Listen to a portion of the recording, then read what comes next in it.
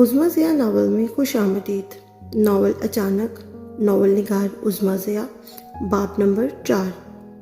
وہ اپنے باپ کی طرف بڑھی۔ ابا، یہ جھوٹ ہے، سچ نہیں ہے۔ آپ کہتے ہیں تو میں آپ کے ساتھ ابھی چلتی ہوں، لیکن گھر سے اس کے ساتھ بھاگنے کا الزام نہ لگائیں مجھ پہ۔ میں صرف ایڈمیشنز کے لیے یہاں آئی تھی۔ وہ ایک ہی سانس میں ذرا تیز تیز بولی۔ جواباً وہ خاموش رہے۔ وہ کیا فیصلہ کر رہی ہیں کوئی سمجھ نہیں پا رہا تھا۔ جہاں لوگ چہمگوئیاں اور باتیں کر رہے تھے، اب خاموشی سے سارا معاملہ بغور دیکھ رہے تھے۔ عادل پلیز، اسے رہ رہ کر اس پر غصہ آ رہا تھا۔ عالیہ بہن، بھائی صاحب کو کال کریں، پتہ کریں، یہ تو عروہ کو مار ہی ڈالیں گے۔ سدرا آنسو بہاتے ہوئے اس سے بولی۔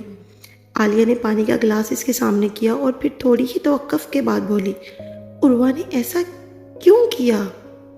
اس کے سوال پر سدرا نے حیرانگی سے اسے دیکھا۔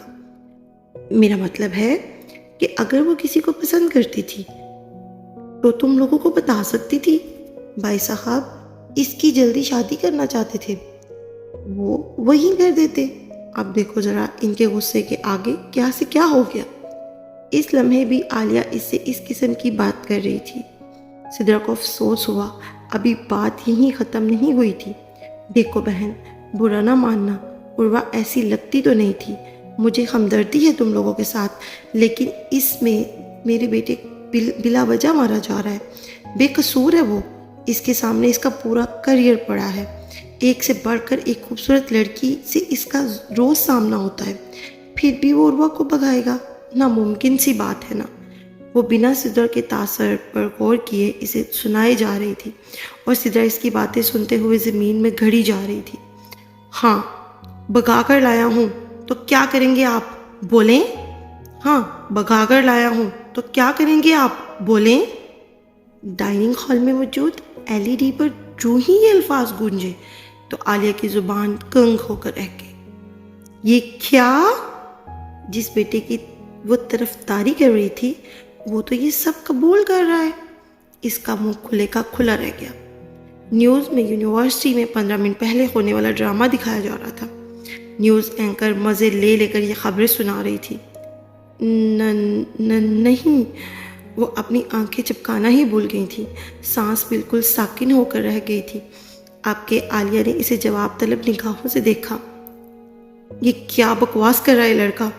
اس نے فوراً اسے اپنے پاس موجود فون کو پکڑا اور اس کا نمبر ڈائل کیا۔ جواب ندارت۔ کوئی 20 مرتبہ کال ملانے کے بعد نمبر لگا۔ جی میڈم، سر ابھی بزی ہیں، مینیجر نے انتہائی ادب و احترام سے کہا۔ بزی ہوگا وہ پوری دنیا کے لیے، بولو اسے بات کرے مجھ سے۔ جی میڈم، اصل میں ایک مسئلہ ہو گیا ہے، فاروق صاحب اور ان کے دوست بھی یہی ہیں اور ان کی بیٹی بھی۔ کیا کہہ رہے ہو تم؟ اس کی آنکھیں حیرانگی کے مارے کھلی رہ گئیں۔ وہ میم، نیوز میں سب جانتی ہوں میں، عادل سے بات کرواؤ میری ابھی۔ اس سے پہلے کہ وہ اپنی بات پوری کرتا، عالیہ نے اسے جھنجھاڑ کر کہا، انتظار کر رہی ہوں میں، 2 منٹ میں مجھے کال بیک کرو۔ اس نے فون رکھا۔ حد ہے، کیا ہو گیا اسے؟ عالیہ بہن، میں جانتی ہوں کہ آپ کا بیٹا بے قصور ہے، لیکن میری بیٹی بد کردار نہیں ہے۔ روتے ہوئے وہ بولی، ایک بیٹی کی ماں کے دل پہ کیا بیتتی ہے جب اس کی بیٹی کے کردار پر سوال اٹھایا جائے، کاش آپ سمجھ سکتی۔ وہ اس کے پاس سے اٹھی اور اپنے گھر کو واپس آ گئی۔ اس کی بات سن کر عالیہ کے منہ سے ایک لفظ بھی ادا نہ ہو سکا۔ تقریباً 15 منٹ بعد اسے عادل کی طرف سے ایک وائس میسج موصول ہوا۔ Mom, I really need your help please. Mom, غلطی کر بیٹھا ہوں۔ گاڑی کسی ویران جگہ پر پارک کیے وہ گاڑی کے ساتھ ٹیک لگائے کھڑا تھا۔ اس نے صرف اتنا ہی کہا تھا۔